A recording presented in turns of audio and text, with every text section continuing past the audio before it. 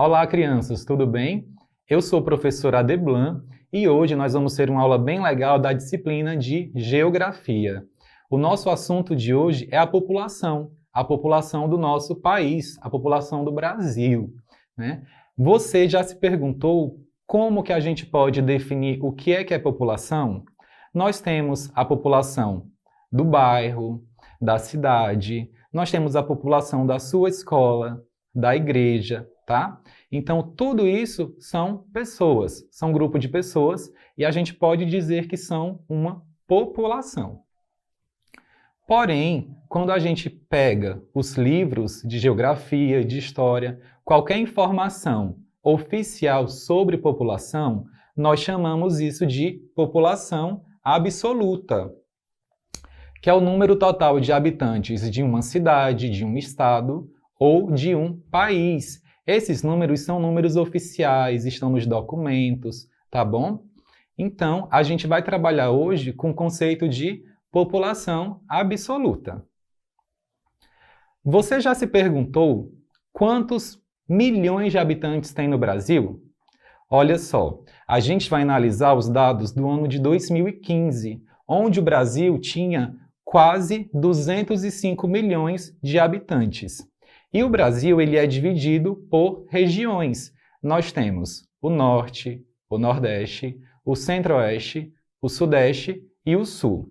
Cada região possui um número de população diferente e também possui uma área territorial diferente. Quando nós comparamos a população e a área, nós temos uma outra informação muito importante, que é a densidade demográfica, né? Aqui, na quarta coluna, nós temos a densidade demográfica do Brasil e de todas as 5 regiões, tá? Como que a gente pode definir, então, o que é densidade demográfica?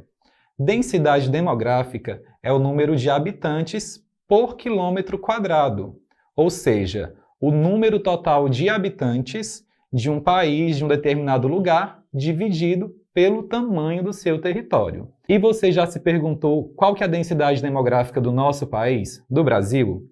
Olha só, a densidade demográfica do Brasil é de 25 habitantes por quilômetro quadrado, tá? E o nosso estado, o Maranhão, você sabe qual é? O Maranhão, ele possui uma densidade demográfica de 19,81 habitantes por quilômetro quadrado. E a nossa cidade Imperatriz, olha só, a densidade demográfica de Imperatriz é de 189 habitantes por quilômetro quadrado. O que a gente pode concluir com isso? Imperatriz é uma cidade muito populosa, né? Nós temos 189 habitantes a cada quilômetro quadrado. Outra informação importante que a gente precisa analisar é como a nossa população cresce. E para isso, a gente precisa aprender alguns conceitos. O primeiro conceito é a taxa de natalidade. A taxa de natalidade é o número de nascimentos a cada grupo de 1.000 habitantes do país, da cidade, do estado. Outro fator que a gente precisa entender é a taxa de mortalidade. A taxa de mortalidade ela é calculada de acordo com o número de falecimentos, de mortes, em um grupo de 1.000 habitantes também, tá? A diferença entre a taxa de natalidade e a taxa de mortalidade, nós chamamos de crescimento vegetativo, tá? Agora, analisando o gráfico, a gente vai observar que lá em 1900, a gente tinha uma taxa de natalidade de 46 nascimentos a cada grupo de 1.000 habitantes. E essa taxa, ela veio caindo, né? Hoje, em 2015, essa taxa de natalidade é de 14 e a taxa de mortalidade, 6. Se a gente for subtrair esse dado, a gente vai ter um crescimento vegetativo de 8%. Então, o crescimento vegetativo do Brasil em 2015 era de 8%. Outra informação importante que a gente precisa analisar também para entender um pouco mais por que que esse crescimento vegetativo vem diminuindo, é a taxa de fecundidade. Olha só, vamos pensar assim. Quantos irmãos seus pais têm? Quantos irmãos você tem? Antigamente, as famílias, elas tinham muitos filhos. Hoje, essa quantidade de filhos, elas vem diminuindo. Então, aqui, lá em 1960, a taxa de fecundidade era de 6 filhos por mulher. Essa taxa, ela veio caindo. E em 2015, é apenas de 2 filhos, tá? Então, a gente pode definir a taxa de fecundidade como o número médio de filhos por mulher.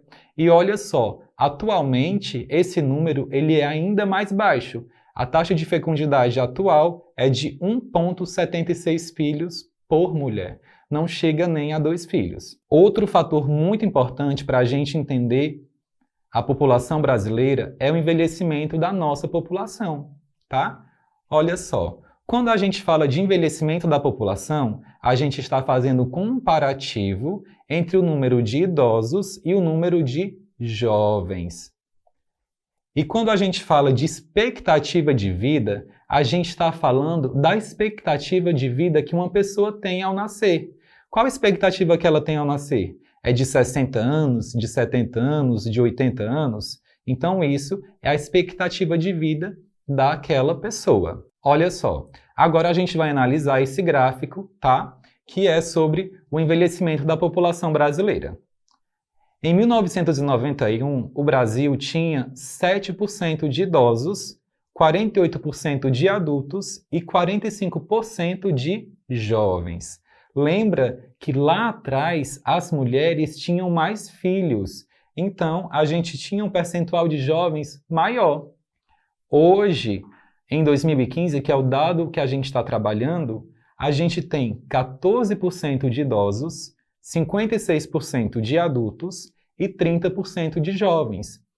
Então, como que a gente pode justificar essa diferença? O número de idosos dobrou, o número de adultos cresceu um pouquinho e o número de jovens diminuiu bastante, né? Por que que isso acontece? Porque os idosos eles estão tendo uma qualidade de vida melhor, automaticamente eles estão vivendo mais. E as famílias, em contrapartida, estão tendo menos filhos, ou seja, isso vai impactar no nosso número de jovens. Olha só, analisando esse gráfico, a gente vai entender que lá em 1960, a expectativa de vida do brasileiro era de apenas 52 anos. Hoje, nós temos uma expectativa de vida de praticamente 77 anos. Por que que você acha que a expectativa de vida do brasileiro melhorou? Olha só, vamos pensar que antigamente a gente não tinha acesso à saúde, à moradia de qualidade, a gente não tinha acesso à infraestrutura, saneamento básico. E hoje, todas essas coisas melhoraram. Hoje, na nossa cidade, por exemplo, nós temos uma rede de postos de saúde que cuidam da atenção básica, nós temos vários hospitais, nós temos infraestrutura, nós temos saneamento básico, nós temos muitas coisas que favoreceram os idosos a aumentarem a sua expectativa de vida. Mas você já se perguntou por que que a gente sabe de tudo isso? Como que a gente sabe de tudo isso? Olha só.